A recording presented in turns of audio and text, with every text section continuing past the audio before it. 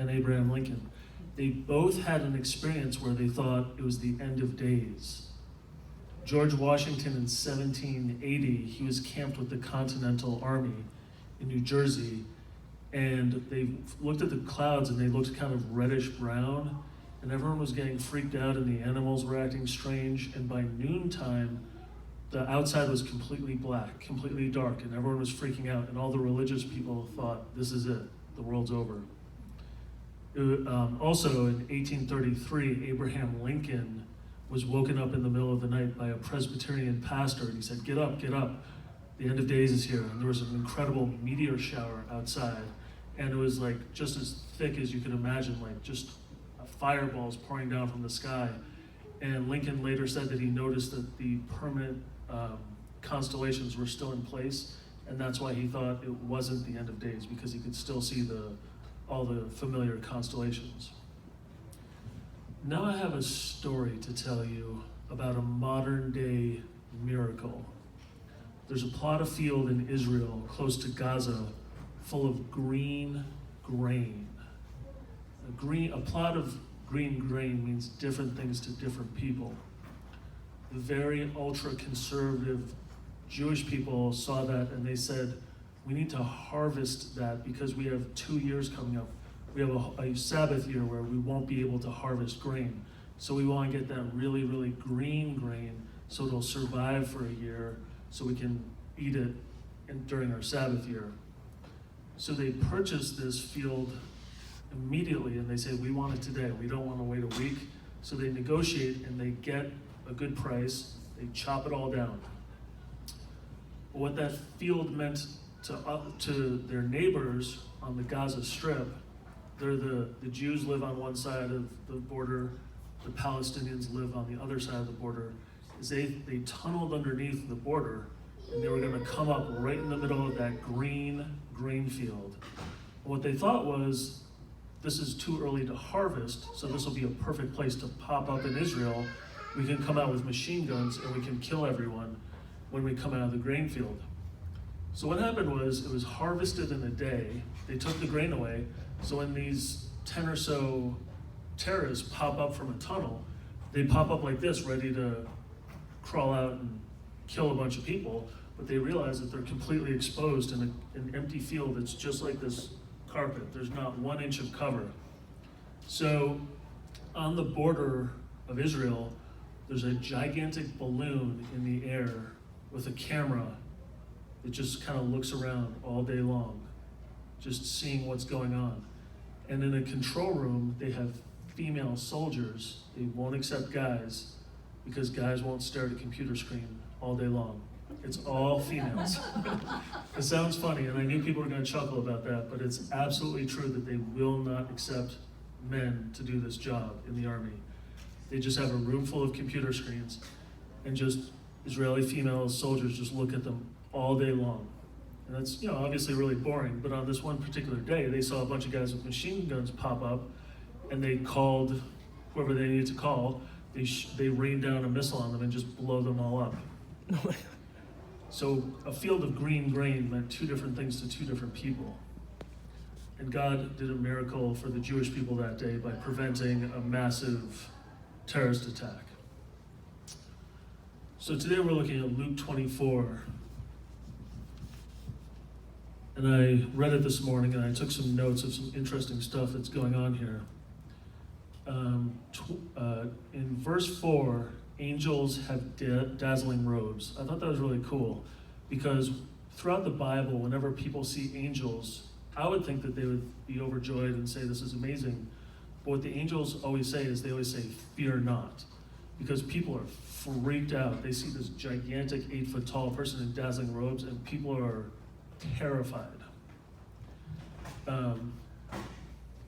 24:11, the women went to Jesus' tomb and they came back and said he's not there, but it sounded like nonsense, even to the believers.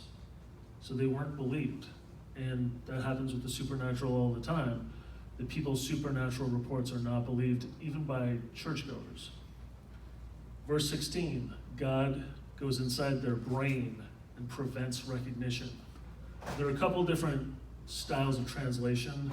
You can read a couple for yourself. But the two guys are walking on the road to Emmaus, and a third guy comes next to them. They don't recognize him. Some translations say that God prevented them or put a veil over their mind. I've also heard a very unusual theory that Jesus may have been able to change his own appearance. I'm not sure if that's totally supported by the text, but you can look and check it out for yourself. So these two guys are walking, they're all confused and disappointed, and they said, "We hoped he was the Messiah." And these guys are bummed out, and they're talking to Jesus.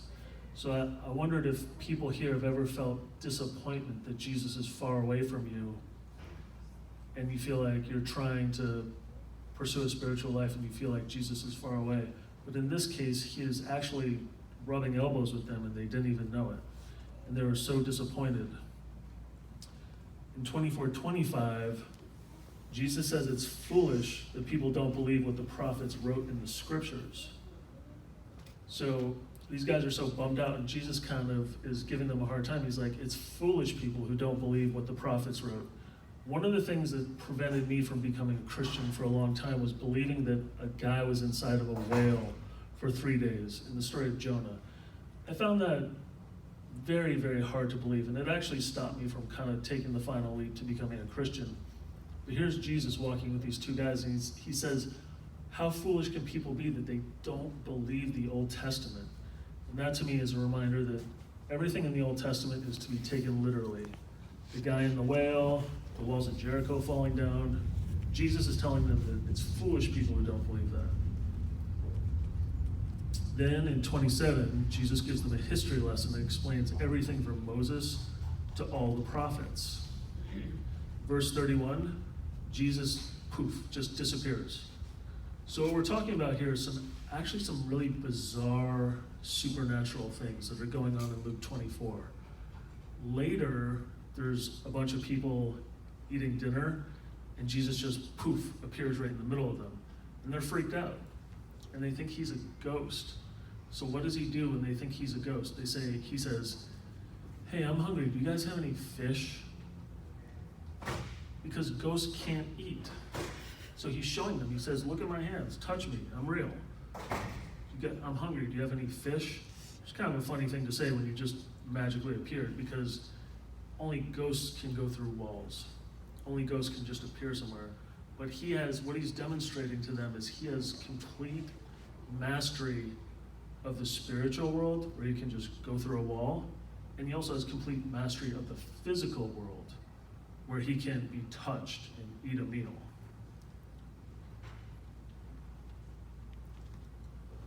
Finally, in verse 45, Jesus opens their minds to understand the scriptures. That's pretty cool if Jesus is there opening your mind to the scriptures. Now I want to ask you a question. Who has more supernatural, miracle-making ability? You or Jesus? It's you. You have more supernatural miracle ability than Jesus has. So if you look at Jesus' words in John 14:12, this is hard to believe, but this is what Jesus says. "I tell you the truth. Anyone who believes in me will do the same works I have done." Just that alone is pretty hard to believe, because Jesus raises people from the dead. He turns water into wine. He walks through walls. And he prefaces this by saying, "I'm telling you the truth." In other words, you probably know some people in church that think that's just a metaphor, or maybe he didn't really do all the things, or maybe it's exaggerated. This is what Jesus says, John 14:12. "I tell you the truth. Anyone who believes in me will do the same works I have done, and even greater works." This is a radical way of understanding the Bible if you look at this sentence. "I tell you the truth, anyone who believes in me will do the same works I have done." And Jesus says, even greater works. "Because I am going to be with the Father. You can ask for anything in my name, and I will do it, so that the Son can bring glory to the Father." So he says it a second time. "Yes, ask me for anything in my name and I will do it. It's almost like he thinks the people are going to be like, yeah, right. And then he says it a second time, yes, ask me for anything in my name. Does anyone have any questions? Thanks a lot. Oh, and by the way, this upcoming week, I'd like everyone who's interested to listen to the Bible for 15 minutes in the car in the morning and 15 minutes in the car on the way home. If you do that every day, you'll have read the whole Bible in a year. Thanks a lot.